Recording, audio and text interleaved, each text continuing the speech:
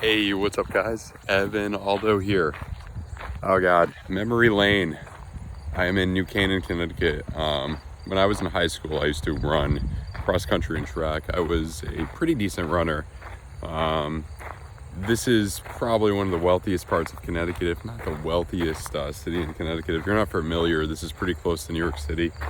I didn't live anywhere near, I didn't grow up anywhere near here, but kind of the Catholic high school I went to was about a half hour away from me, south, and it was in the upper part of Fairfield County, which isn't not nearly as wealthy as it is down here, but definitely one of the wealthier parts of Connecticut.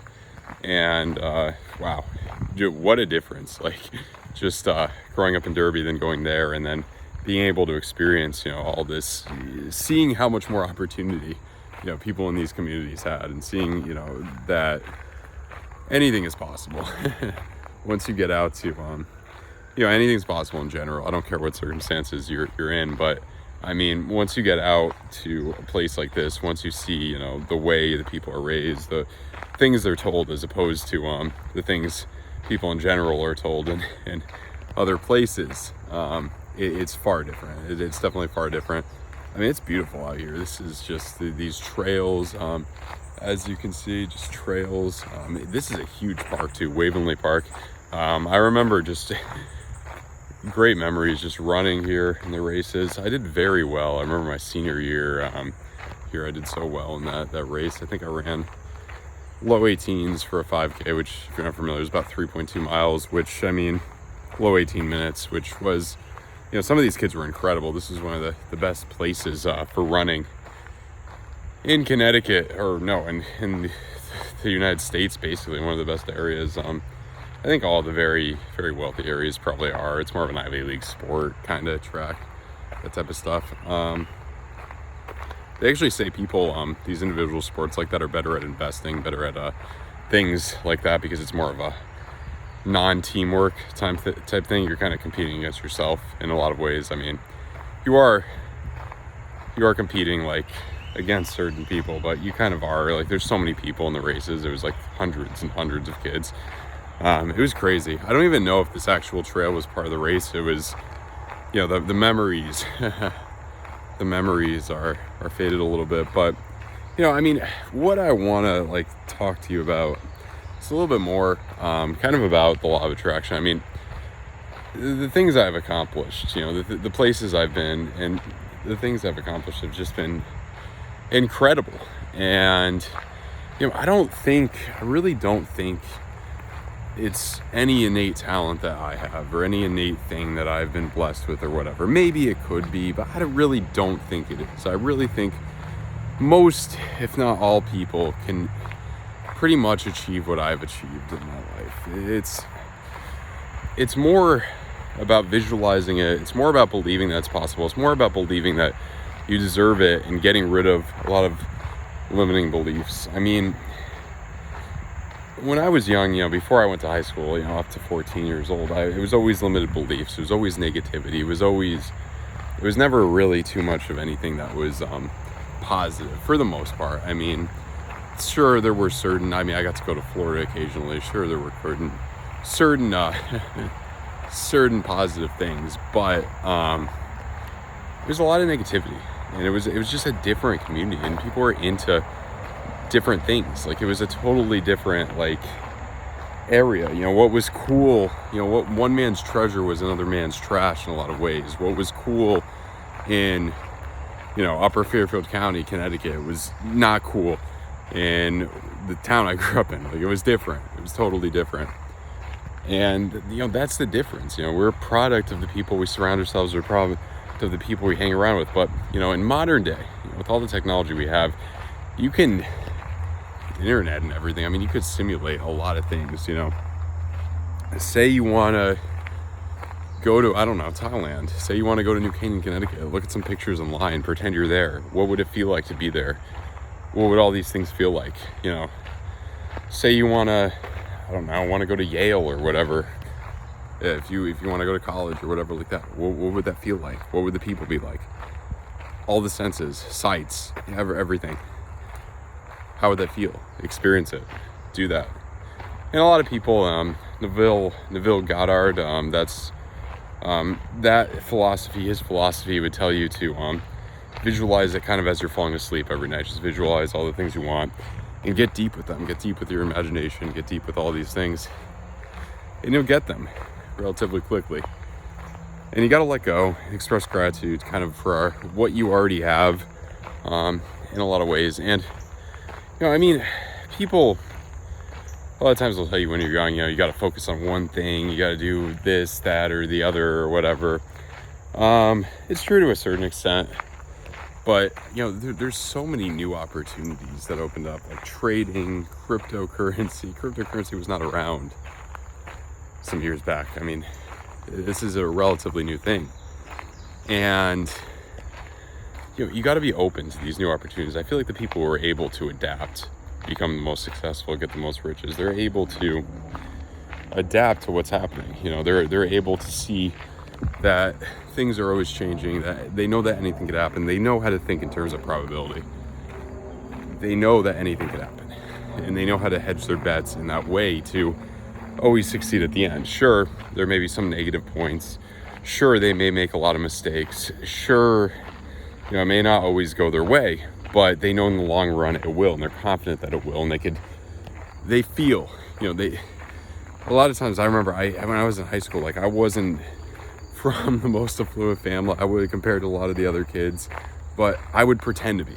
A lot of times I would pretend like I was, even though I wasn't. I would just pretend. I would act like I was. I would act like I was smart, even though, compared to a lot of the kids, I probably wasn't. A lot of the kids in my honors classes, I probably wasn't as smart to begin with, but I pretended to be. And what happened? I worked pretty hard. I don't think I killed. There were times I did work very. That's probably the hardest I ever worked in my life in high school. And the classes, it was tough. But I kind of became smarter. I don't know. I kind of adapted. I was young enough. My brain was very malleable, and I was kind of able to learn and fake it till I made it, and kind of adapt to it. And I didn't get into the best of colleges. I went to UMiami in Florida. That was an incredible experience too. Just thinking of all the things I've done in my life. It's just been, if you told my 13-year-old or 14-year-old self I would have done all this by, age 24, I probably wouldn't have believed you. I probably wouldn't have really thought it was possible. But, with anything's possible, just probably it's interesting. But yeah, I pretended to be smarter. I pretended to be, and I felt like I was, and I felt, I would kind of envision myself at the University of Miami. I would kind of envision myself doing all these things, and I was able to accomplish them because I envisioned it.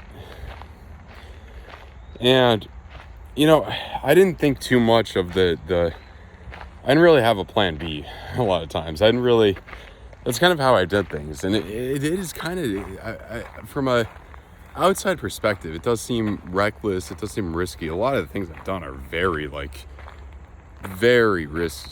Not really risky. In terms of finance, it's very risky. But there's no risk or reward a lot of times. And people say, the biggest risk you can take is not taking a risk. And I think that's very true. It's all about what you want. What do you want? Do you want a normal life? I think most people want pretty much a normal life. That's a high demand. A normal life is basically, how you were raised. What's normal is relative. If you grew up in New Canaan, Connecticut, that's going to be much different.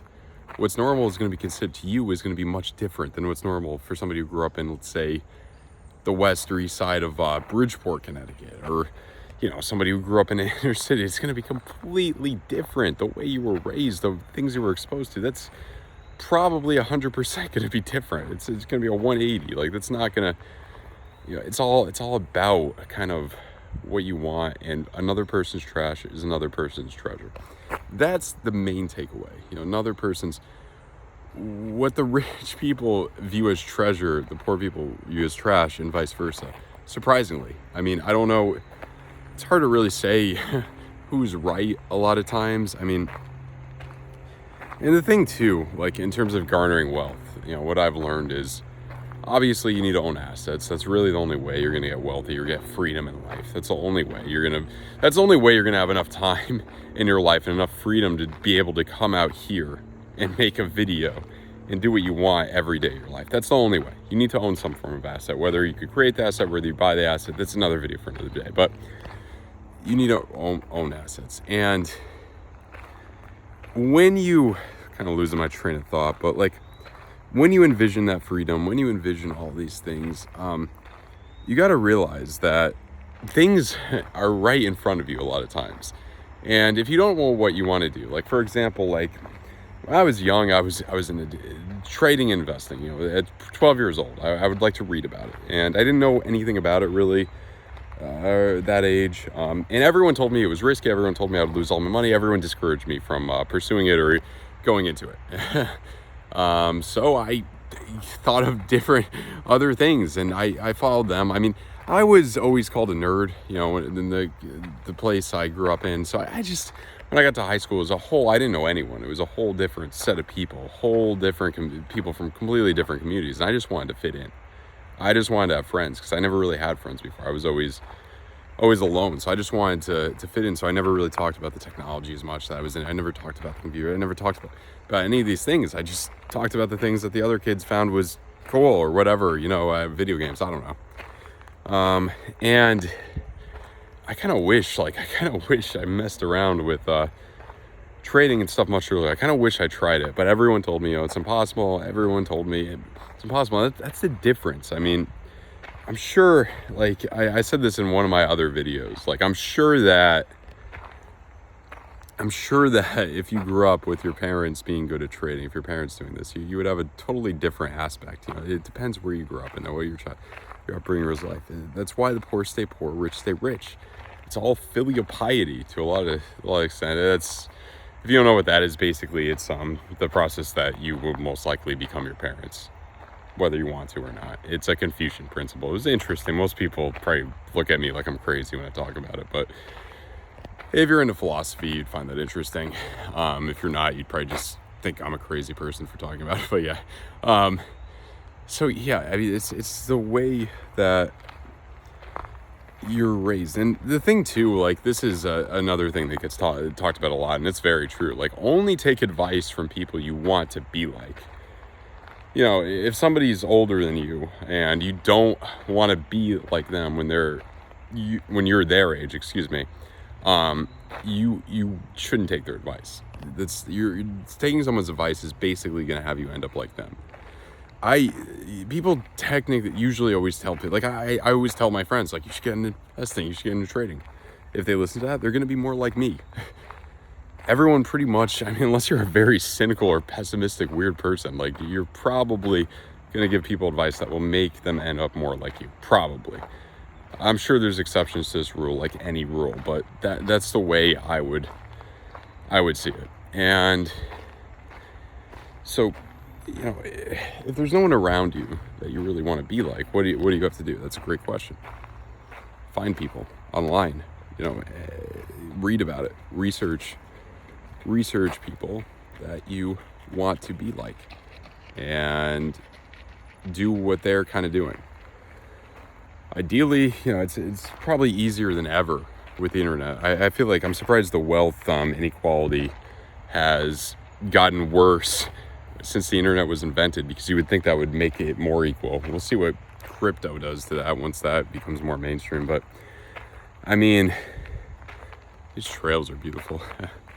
But it's, you know, it's incredible, the things you could accomplish, just the memories and the places you could see, the places you can go. And another thing is, like, the road to success, like in terms of being successful than your peers, in terms of being successful than your parents, it's a lonely road, because you're probably not gonna get more successful than the people you're hanging around with. Probably not. So how do you mitigate that? Well, find people who are already where you want to be.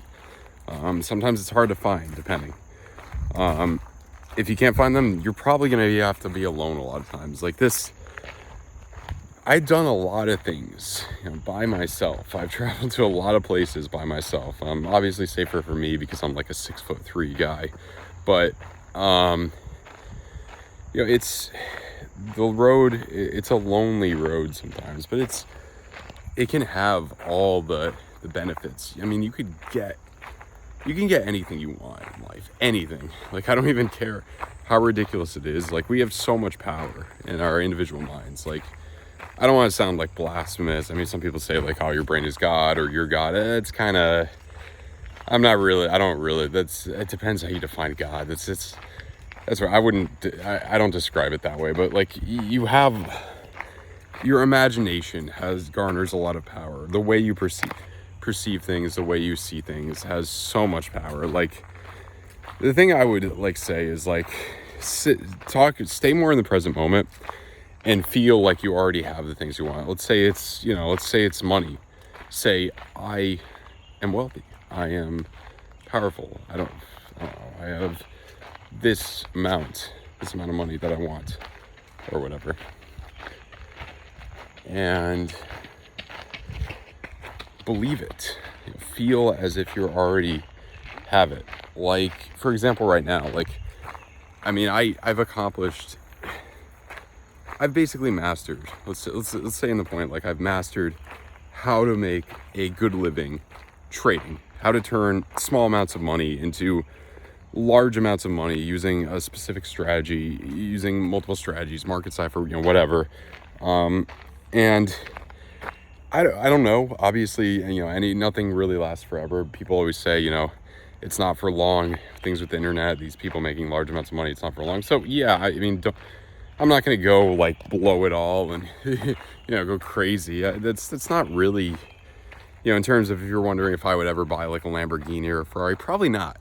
Maybe I'd rent one, try it out, see what it's all about. I mean, I'm not really a fan of trying to make a car that's so sensitive. You're going 0 to 102 and the pedal's so sensitive you can't even drive it normally. I'm not a fan of that, but I do like the BMW M8 convertible. I was looking at one of them in Florida. I'm actually going back to Florida pretty soon, just visiting up here and Connecticut. And it's more the freedom. Like, freedom is the most important thing in my view. Like, if you have a lot of time, a lot of freedom, one of two things is going to happen. I mean, you're either going to learn something incredible and you're going to change your life and accomplish amazing things, or you're going to, and this is the negative thing, this is, you hope this doesn't happen and you could prevent this from happening easily. You're either going to cultivate into bad things, drugs, wasting time, you pick your poison, bad things. There's a lot of bad things you can get into. And that's like another thing. Like, a lot of people in general, especially younger people, well, older people too, everyone. I mean, it's kind of integral to the American life, or the human life in general. It's like intoxicants, alcohol, drugs, marijuana getting legal now. If you can avoid those things, everyone's juuling too. If you can avoid those things, I'm not saying like, I'm not even anti like alcohol or anti-pot really. It affects people in different ways, but like, if you can avoid being addicted, let's just say, if you can avoid like being reliant on these things. Like, I know people who are doing Juuls every day. I know people who are smoking pot every day. I know people who are drinking, all the time, getting blackout drunk like every weekend. Like, if you can avoid it to that extent, you're going to be way ahead of the crowd. Like, if you're not addicted to any of these substances, you have a big advantage. Like, I'm not even like, I think these substances can actually, pray not tobacco or not nicotine, that is highly, highly addictive. I would never mess with that. But if you're gonna use these substances like in moderation to kind of once in a while chill out and have some fun, that's completely fine. I think that can help you. But the problem is you're playing with fire a little bit, because it's so addictive. Some of this stuff, it is so addictive. And I feel like when everyone does it, they're just like, oh no, I'm never going to be addicted. And then the next thing, like, it just gets worse and worse and worse. And, it sucks. And I think if you have a grandiose ambition, that'll make your life better. Like, if you have, like, even if you don't accomplish it, even if it's something, I don't care what it is, even if it's like something so outrageous, say you want to be, I don't know, an NFL quarterback, something really, really big. I think it'll make you kind of steer you in the right direction in life, and you'll probably be more like, I think if you have a grandiose ambition, you're probably less likely to ruin your life with drugs, to ruin your life with, you know, pick your point, anything. You're probably going to make like smarter decisions in your life for the most part. You're probably going to work a little bit harder in school. Maybe if you're younger, you're probably going to work a little bit harder on your business. I don't know, a little bit harder on anything. You're probably going to be healthier. You're probably going to make wiser choices, exercise more, you know, because like, let's say, you know, if you have a grandiose ambition, let's say you want to become president of the United States, you're probably, you know, gonna think like it's more likely I'm gonna become president of the United States if I take care of myself when I'm younger. So you'll probably be less likely to give in to nonsense. You'll probably be less likely to waste time. You'll probably be less likely to do a lot of stupid things. And, you know, this is a trading channel. I'm going on about 21 minutes now. Beautiful walk. And yeah, let me know if you guys like this content too. I've been away from the charts for kind of just vacation, away from the charts. I was gonna go short in Bitcoin this morning. I kind of missed that trade. Happens quickly, the moves. I woke up, and usually I have bad experiences whenever I put a trade in right when I wake up, like in bed on my phone. That's why I kind of held off on it. But yeah, we came up a lot, so we'll probably come down a little bit with Bitcoin. But I'm still confident that we have it. You know, at least another good month of some bullish action, I think. But yeah, I don't want to. This video is going to be half hour long if I talk about that. But yeah, I hope you got something out of this. You know, visualization is very important. 50 Cent, the rapper, I don't know, people would probably not say take this seriously, but he always said, you know, when he was asked, well, how did I become so successful? How did I grow up in the inner city and make it and become a multimillionaire? He said he had grandiose ambitions, you know, very big ambitions. So let's leave at that note. I think that's very important. I think visualization is very important. And I think we all can be rich in a way. I think we all can achieve this freedom that we want to achieve. So I'm gonna leave it on that. Hope you guys enjoyed this 22-minute video. If you like this, leave a comment below, thumbs up the video, subscribe to the channel. Appreciate you guys so much. Have a good one. Bye.